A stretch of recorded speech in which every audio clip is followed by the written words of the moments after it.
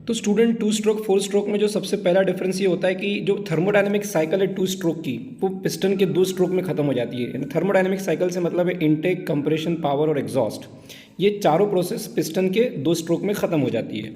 वही ये जो चारों प्रोसेस है थर्मोडायनेमिक साइकिल की, intake, compression, power and exhaust, ये पिस्टन के चार स्ट्रोक में खत्म होती है। ठीक है स्टूडेंट।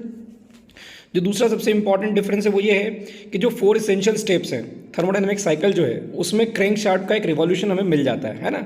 ये क्रैंक शाफ्ट के एक रिवॉल्यूशन में चारों स्टेप कंप्लीट हो जाती है, चारों स्टेप होने से एक रिवॉल्यूशन क्रैंक शाफ्ट का हो जाता है। वहीं अगर हम बात करें फोर स्ट्रोक इंजन के अंदर, तो ये जो थर्मोडायनेमिक साइकिल की चार स्टेप्स है, इनटेक, कंप्रेशन, पावर, एग्जॉस्ट, इन चारों प्रोसेस के कंप्लीट होने के समय हमें दो रिवॉल्यूशन ऑफ क्रैंकशाफ्ट मिलते हैं। मतलब कि ये जो चारों प्रोसेस है दो रिवॉल्यूशन ऑफ क्रैंकशाफ्ट के होने के बाद कंप्लीट होती है। इसका मतलब ये हुआ स्टूडेंट्स कि टू स्ट्रोक इंजन जो है generate powers with every revolution of the crankshaft. ये जो है हर रिवॉल्यूशन पे पावर जनरेट करता है ना। जबकि फोर स्ट्रोक इंजन में क्या हो रहा है कि जब तक क्रैंक के दो रिवॉल्यूशन नहीं होंगे हमें पावर नहीं मिलेगा। ठीक है, यानी कि जब क्रैंक अपना पूरा थर्मोडायनेमिक साइकिल कंप्लीट करेगा सिलेंडर, तभी हमें क्या होगा, एक पावर मिलेगा। और ये थर्मोडायनेमिक साइकिल दो स्ट्रोक में कंप्लीट, फोर स्ट्रोक में कंप्लीट होती है, तब तक क्रैंक शाफ्ट के दो ही रिवॉल्यूशन होते हैं।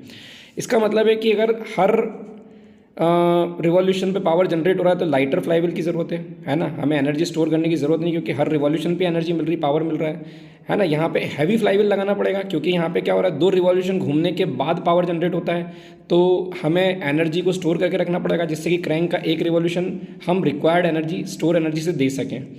फिर इंजन, क्योंकि लाइटर फ्लाईव्हील है तो टू स्ट्रोक इंजन जो है वो लाइट और कॉम्पैक्ट होगा, वहीं जो फोर स्ट्रोक इंजन है वो हेवियर और लार्जर होगा कंपैरेटिवली।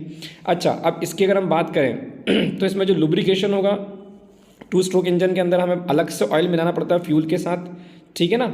और ये ऑयल जो है कंबशन प्रोसेस में बर्न भी हो जाता है। जबकि फोर स्ट्रोक इंजन के अंदर जो होता है सेपरेट ऑयल लुब्रिकेशन सिस्टम होता है, इसमें ऑयल को मिक्सड करते हैं, मतलब मिक्स नहीं करते हैं फ्यूल के साथ।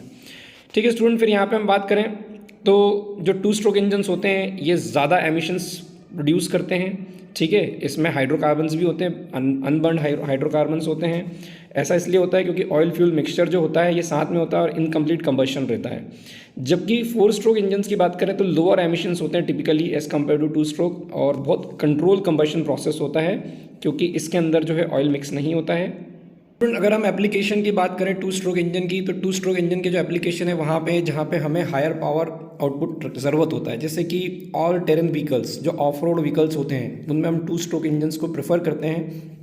जैसे बोट्स हुई, डर्ट बाइक्स हुई, चेन सॉ हुई, यहाँ पे हम टू स्ट्रोक इंजन्स को प्रेफर करते हैं। जबकि फोर स्ट्रोक इंजन्स का तो बहुत ही वाइड एडवांटेज एप्लीकेशन है, जैसे कार से, मोटरसाइकिल से, एक्सेट्रा। तो आई होप आपका लेक्चर समझ में आया होगा। अगर आया है तो आप इसको लाइक करें, सब्सक्राइब करें और नॉलेज सीकर्स में इसको शेयर करें। Thank you so much.